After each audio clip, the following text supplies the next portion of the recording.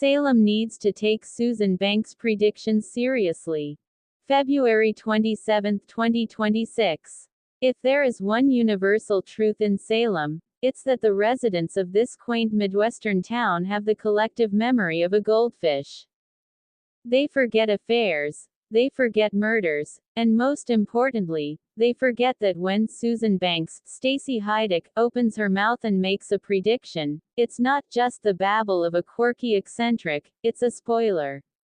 As we watch the drama unfold on February 27, with Stephanie Johnson, Abigail Klein, kidnapped and tied to a chair while Salem chased the wrong suspect, one thing became painfully clear: nobody listened to Susan. And honestly, that's on them. Susan has been trying to warn this town for months. Back on Halloween, she took one look at Stephanie's murder mystery manuscript and got the heebie-jeebies. She told Stephanie, plainly, that everything written in that book was going to make it real. Did Stephanie listen? Of course not. She smiled, patted Susan on the head, and went about her business, treating the prediction like a party trick rather than the psychic equivalent of a tsunami warning siren. Fast forward to this week, and where are we? Stephanie is unconscious, gagged, and tied to a chair in a storage room while the prime suspect, Jeremy Horton Michael Rourke, lurks around in a black hoodie. The Salem PD, led by a frantic Jada Hunter, Elia Cantu, is so convinced Jeremy is the guy that they aren't looking at the bigger picture. But here's the kicker. Even as the evidence piled up against Jeremy, Marlena Evans Deidre Hall dropped a truth bomb on Kayla, Mary Beth Evans, that should have made everyone slam on the brakes. Marlena, the premier psychiatrist in town, flatly stated that Jeremy doesn't fit the profile of a kidnapper. When Marlena Evans and Susan Banks are on the same side of an argument, you shut up and listen. The problem is that Salem suffers from a severe case of psychic fatigue. Because Susan speaks in riddles and wears wild wigs, they dismiss her. But let's review the track record, shall we? Susan knew Marlena was possessed by the devil when everyone else thought she was losing her mind. More recently, she predicted wedding bells for EJ and Belle, a prediction that made Marlena grimace but nonetheless highlighted a path that couple seems hell-bent on walking down. She also panicked over a premonition of EJ being wounded, and given the number of enemies EJ is making by trying to push Theo Carver, Cameron Johnson, out of Demera, that's looking less like paranoia and more like a calendar alert. Today's episode proved that Susan's Halloween prophecy is the key to this entire mystery. She didn't just predict a crime, she predicted the crime. Someone is using Stephanie's book as a blueprint. The attack on Alex Kuriaki's Robert Scott Wilson, by someone dressed as Jeremy, was the first chapter. The kidnapping is the second. This brings us to EJ Demera, Dan Feuerriegel.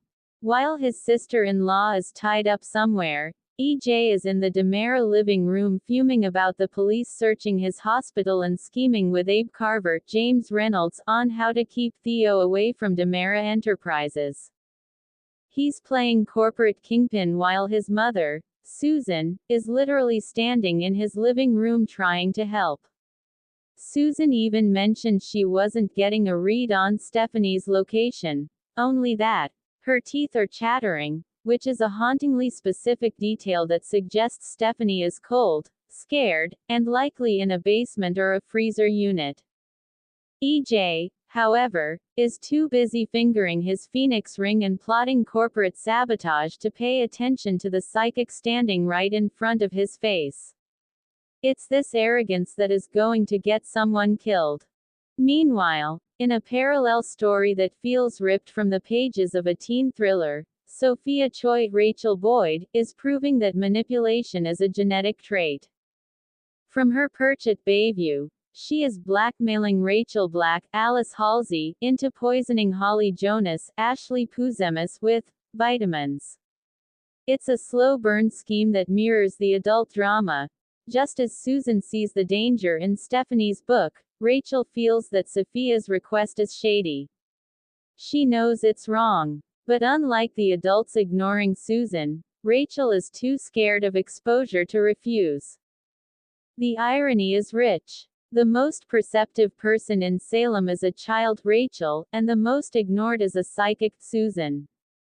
As we head into the weekend, the pieces are on the board. Owen Kent, Wes Ramsey, the man who kidnapped Stephanie 16 years ago during the Damara-Kuriakis War, is likely the one holding her now. He's the real stalker. Jeremy is a red herring, a convenient scapegoat wearing a familiar face. If anyone had bothered to sit down with Susan and ask her specifically about the book's plot points, they might have realized that the fictional villain in Stephanie's story wasn't Jeremy Horton. But no one asks Susan. They humor her. They pat her hand and send her on her way. So, here is the rinse for February 27th. Stop ignoring the town psychic. Susan Banks is not just EJ's eccentric mother, she is Salem's canary in the coal mine. She sensed EJ's danger. She sensed the book's danger. And now, Stephanie is paying the price for the town's collective skepticism. If and when Stephanie gets out of this chair, and let's be real, she will, because Abigail Klein isn't going anywhere, she owes Susan the biggest apology basket Horton Square has ever seen. And EJ. He needs to realize that while he's busy trying to be the next Stefano, his mother is trying to save him from becoming the next victim. The predictions are real. The book is the key. And if Salem doesn't start taking Susan Banks seriously soon, the next body they find won't be fictional. It will be someone they love.